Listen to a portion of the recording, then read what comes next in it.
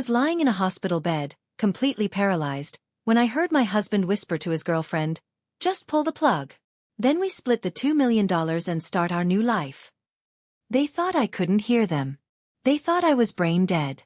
They were planning my funeral while I was still alive. But what they didn't know was that I could hear every single word. Where are you watching from? Drop your location in the comments. And if you want to hear how I took down the man who tried to murder me, hit that like button, share this story, and subscribe because what happens next will shock you. My name is Sarah Chen, and I need to tell you something important. I need to tell you how the person you love most in the world can become the person who wants you dead. It started with a beautiful house. White walls, big windows, a garden where I grew tomatoes every summer. I was a teacher at Lincoln High School. I taught English to 10th graders. I loved my job. I loved reading stories with my students, watching their faces light up when they understood something new. And I loved my husband, Marcus. Or at least I thought I did. I thought he loved me too. We met in college. He had big dreams back then.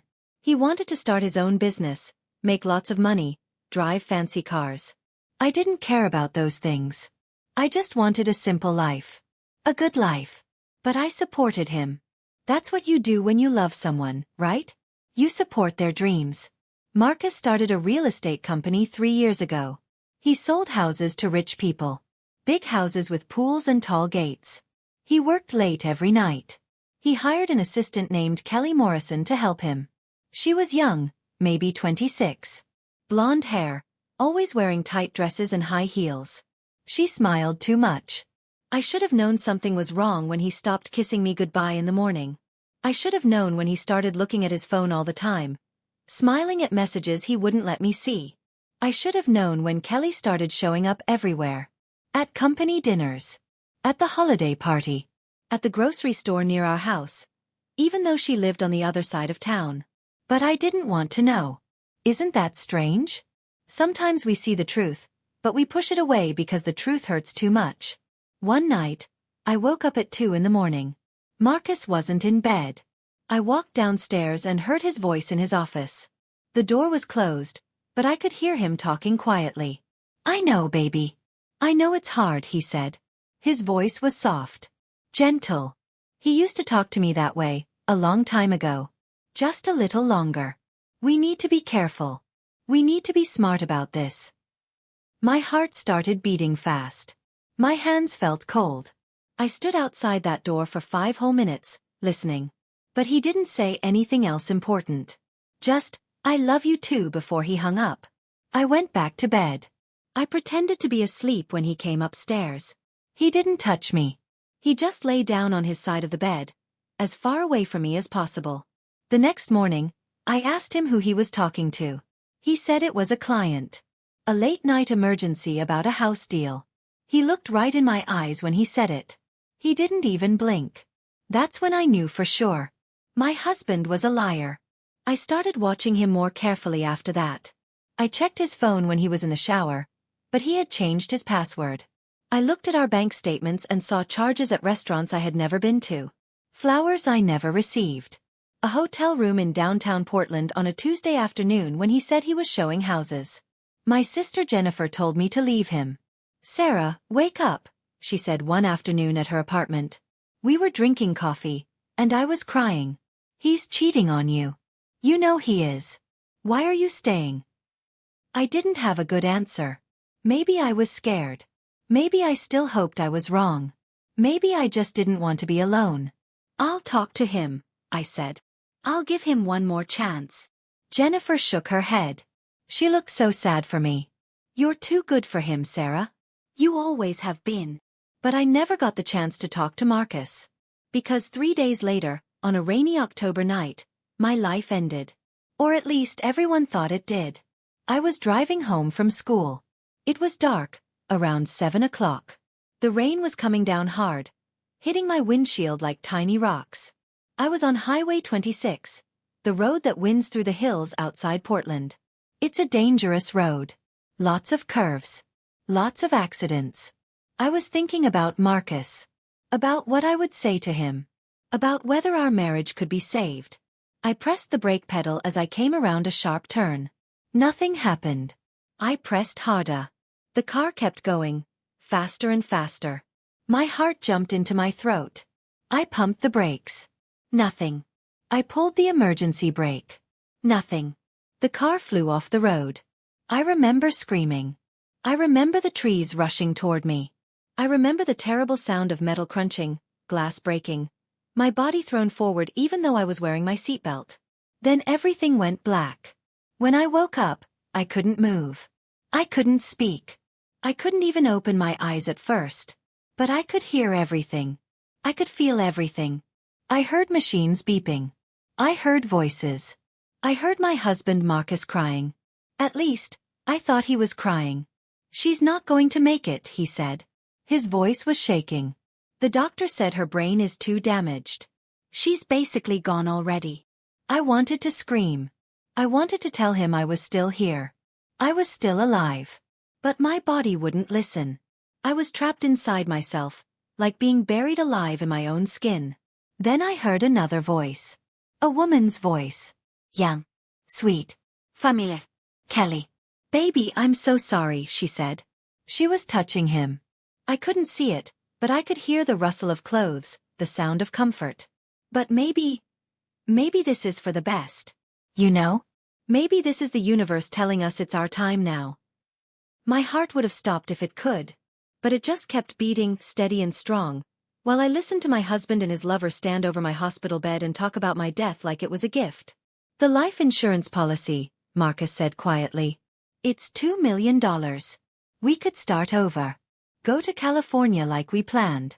Buy that beach house." "Are you sure she can't hear us?" Kelly whispered. "The doctor said no. She's completely unresponsive. She's basically a vegetable." A vegetable. That's what my husband called me. And that's when I knew the truth. The brake lines didn't fail by accident. The crash wasn't random bad luck. Marcus tried to kill me. And now he was going to finish the job. Days passed. I don't know how many.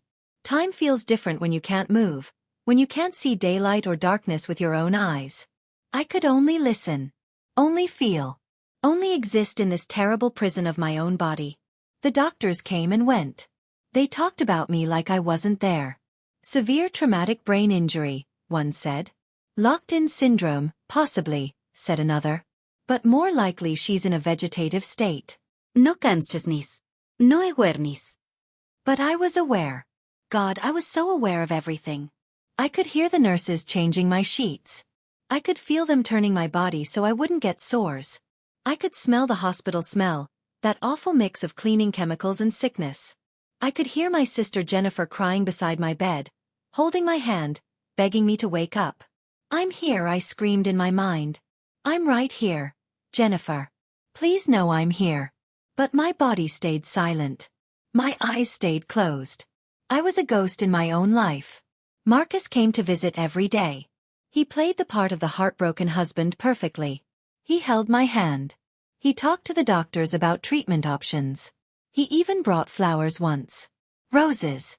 I used to love roses. But when the nurses left, when we were alone, he was different.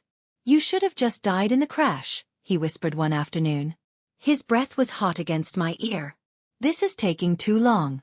Kelly's getting impatient. We can't wait forever." I felt his hand on my throat. Not squeezing. Just resting there. Feeling my pulse. "The doctor said I can make the decision," he continued. "I have medical power of attorney. I can tell them to turn off the machines. To stop feeding you. It would be merciful," they said. The kind thing to do for someone who's suffering. Terror flooded through me. I tried to move. I tried to scream. But nothing happened. Nothing ever happened. "I'll wait another week," Marcus said. "Then I'll pull the plug.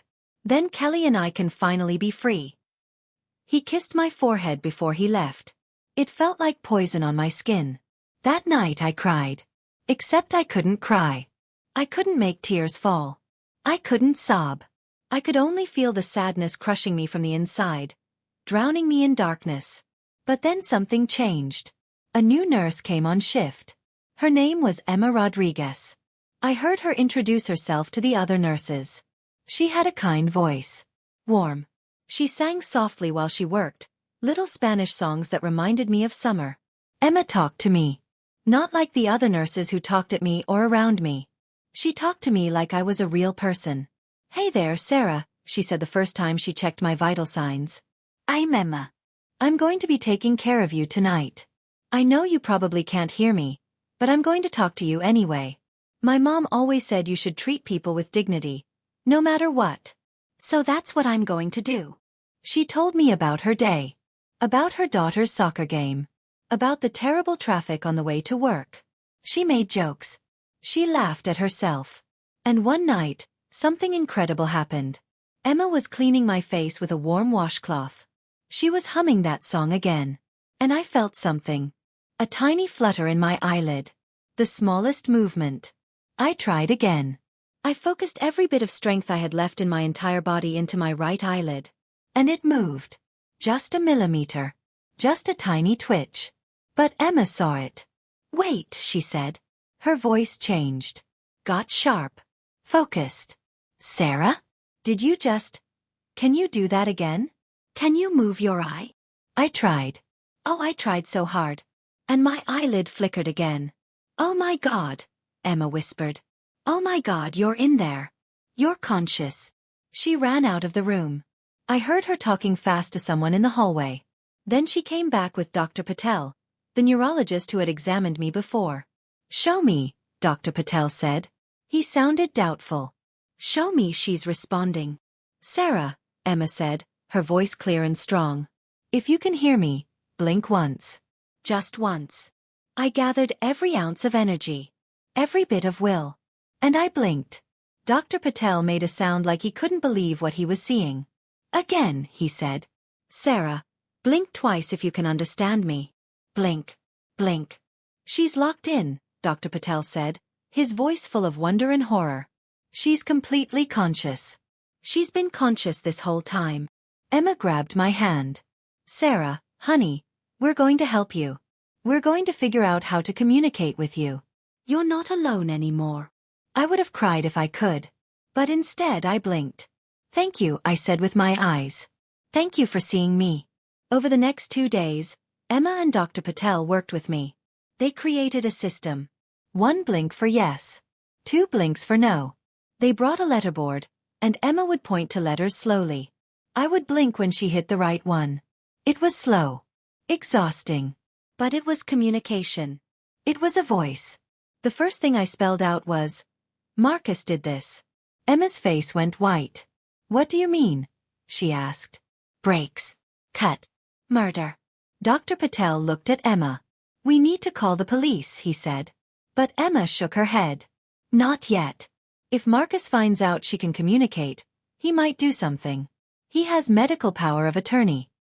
He can still make decisions for her." "What do you suggest?" Dr. Patel asked. Emma's eyes got hard. "Determined. We get proof.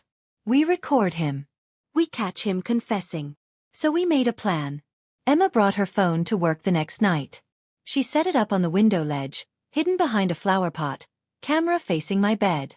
She turned on the recording and left it running. Then we waited. Marcus came to visit around 8 o'clock. Kelly was with him. They thought I was alone. They thought I was a vegetable who couldn't hear or understand anything. They were wrong. "Did you talk to the doctor?" Kelly asked. She was sitting in the chair next to my bed, filing her nails. Filing her nails while she waited for me to die. "Yeah," Marcus said. "I signed the papers today. They're going to stop the feeding tube on Friday. Dr. Patel said she'll be gone within a week after that." "Finally," Kelly sighed. "I'm so tired of pretending to be sad. I'm tired of you coming here every day. I'm tired of waiting." "I know, baby. Just a few more days. Then we file the life insurance claim. Then we're free." Kelly laughed. It was a cruel sound. "I still can't believe it worked. I was so scared when you told me you were going to cut her brake lines. But you were right. Everyone thinks it was just an accident." My heart was pounding. My whole body was screaming inside. But outside, I stayed perfectly still. Perfectly quiet. "The rain helped," Marcus said. His voice was so casual. Like he was talking about the weather. Like he hadn't tried to murder his wife. Wet roads, sharp curve, brake failure. The police didn't even investigate. They ruled it an accident immediately. "You're so smart," Kelly said. She stood up and kissed him. "Right there. Right next to my bed. That's why I love you. You think of everything. We're going to have such a good life," Marcus said. "The beach house in San Diego. The boat. Travel. Everything we ever wanted. And no more boring Sarah holding you back," Kelly added. They both laughed. The phone kept recording. Every word. Every terrible, evil word. After they left, Emma came back into the room. She grabbed the phone with shaking hands. "I got it," she said. "I got everything." She called the police right then. 2 detectives came to the hospital within an hour. Detective Williams and Detective Chen. No relation to Marcus, thank God. They watched the video. Their faces got harder and harder as they listened. "This is enough for an arrest," Detective Williams said. "But we want to make this case airtight. Mrs. Chen, can you help us?" I blinked once. "Yes. We need you to do something very brave," Detective Chen said. "We need you to let Marcus think he's getting away with it. We need him to keep talking. Can you do that?" I blinked once. "Yes. Yes, I can do that. Because I wasn't going to let him win. I wasn't going to let him kill me and run away with his lover and my life insurance money. I was going to fight. Even if I couldn't move, even if I couldn't speak, I was going to fight with everything I had." Emma squeezed my hand. "We're going to get him," she whispered. "I promise you, Sarah. We're going to make him pay for what he did to you." And I believed her. For the first time since the crash, I felt something other than fear. I felt hope. The detectives worked fast. They got a warrant to examine my car. What was left of it, anyway? It had been sitting in a police impound lot since the crash, waiting to be scrapped. Detective Williams called Emma 3 days later.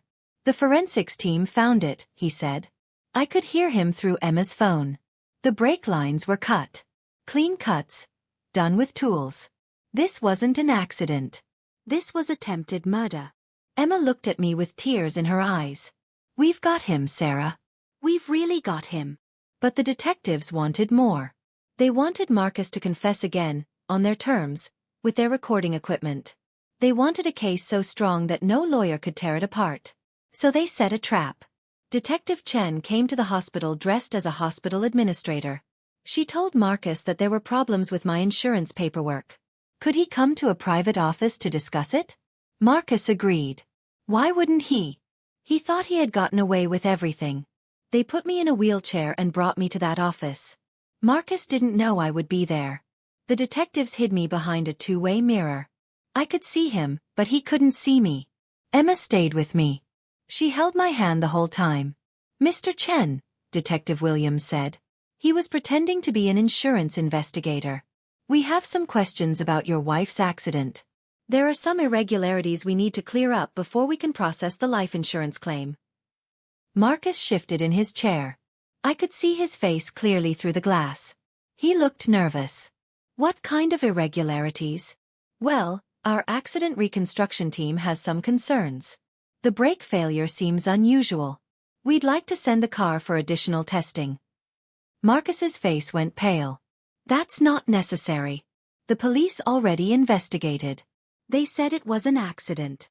"Yes, but insurance companies have different standards," Detective Williams said smoothly. "We need to be thorough. Especially with a $2 million policy." "This is ridiculous," Marcus said. He started to stand up. "I don't have to answer these questions." "Actually, Mr. Chen, you do," Detective Chen said. She walked in from another door. She wasn't dressed as an administrator anymore.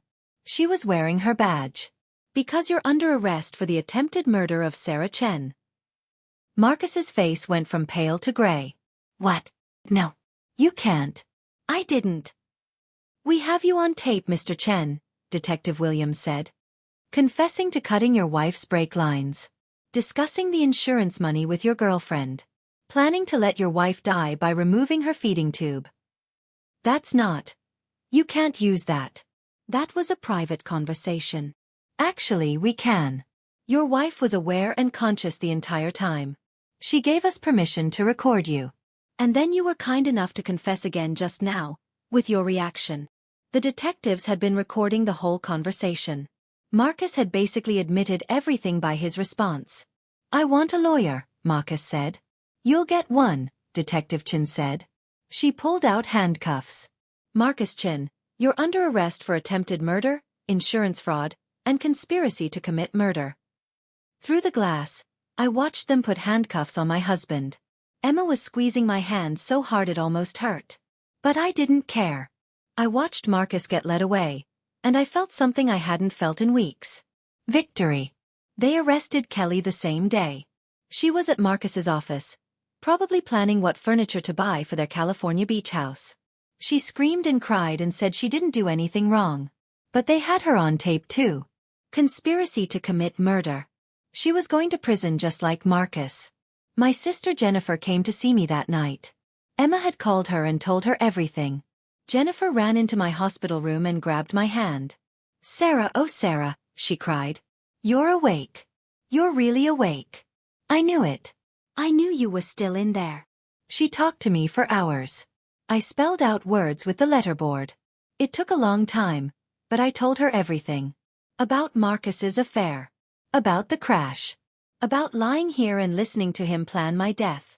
Jennifer's face got red with anger. "I'm going to testify," she said. "I'm going to tell the jury what a monster he is. I'm going to make sure he never gets out of prison." And she did. The trial started 4 months later. By that time, I had gotten a little better. The doctors said I had a rare condition called locked-in syndrome. My brain was fine. Perfect, actually. But the crash had damaged the part of my brainstem that controls movement. With therapy, some people with locked-in syndrome can recover some movement. Maybe not all, but some. I worked with physical therapists every single day. It was the hardest thing I've ever done. Harder than lying paralyzed listening to Marcus plot my death. Because now I had to fight my own body. I had to teach my muscles to work again. First I got my eyes back. I could open them, close them, look around. It felt like a miracle. Then my right hand. Just small movements at first. A finger twitch. Then a whole hand squeeze. Then, months later I could move my arm. By the time the trial came, I could sit up. I could move my head. I could use a computer with special eye-tracking software to type out full sentences. And I could go to court. The courtroom was packed. Jennifer sat behind me in her wheelchair. Emma was there too. She had become more than my nurse. She had become my friend. My hero. Marcus looked different. Smaller. His expensive suit couldn't hide how broken he looked. Kelly sat at a different table with her own lawyer. They weren't together anymore. Criminals always turn on each other in the end. The prosecutor played the recording. The whole courtroom heard Marcus confess to cutting my brake lines. They heard Kelly laugh about it. They heard them plan to take the insurance money and start a new life. Then the prosecutor called me to testify. They wheeled me to the witness stand. I couldn't speak out loud yet, but I could type with my eye-tracking computer. And my words appeared on a big screen for everyone to see.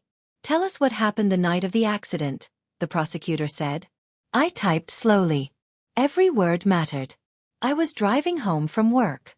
I tried to brake. Nothing happened. The brakes were gone. I crashed. I should have died. But I survived. And then I had to lie in a hospital bed and listen to my husband plan to finish killing me. The jury looked at Marcus with disgust. Some of them were crying. "What do you want to say to the defendant?" the prosecutor asked. I looked right at Marcus. He couldn't even look at me. He stared at the floor like a coward. I typed, "You tried to kill me for money. You tried to kill me so you could run away with your girlfriend. But I'm still here. I survived. And now you're going to spend the rest of your life in prison, knowing that I won. Knowing that you failed." The courtroom was silent. The jury took 2 hours to decide. Guilty on all charges. The judge sentenced Marcus to life in prison without the possibility of parole. Kelly got 25 years. Justice was served. After the trial, my recovery continued. It took 2 years, but I learned to walk again. I learned to talk again. My voice was different now. Slower. Softer. But it was mine. I went back to teaching. My students at Lincoln High School threw me a welcome back party. They made signs that said, "Welcome back, Mrs. Chen," and "Our hero teacher." I cried happy tears for the first time in years. I started traveling. I went to Spain, to Japan, to all the places Marcus said we would go together but never did. Except now I went with Jennifer, with Emma and her family, with new friends who actually loved me. And yes, I even fell in love again. His name is David. He's a librarian. He's kind and gentle and patient. He knows everything about what happened to me. And he loves me anyway. Not despite my scars, but including them. Because my scars are part of my story. Part of who I am. Marcus writes me letters from prison sometimes. I never open them. I throw them away. He doesn't deserve my attention. He doesn't deserve anything from me. Emma still visits me once a month. We have coffee and talk about life. She saved me. She believed me when no one else did. She gave me back my voice. "You saved yourself," she always says.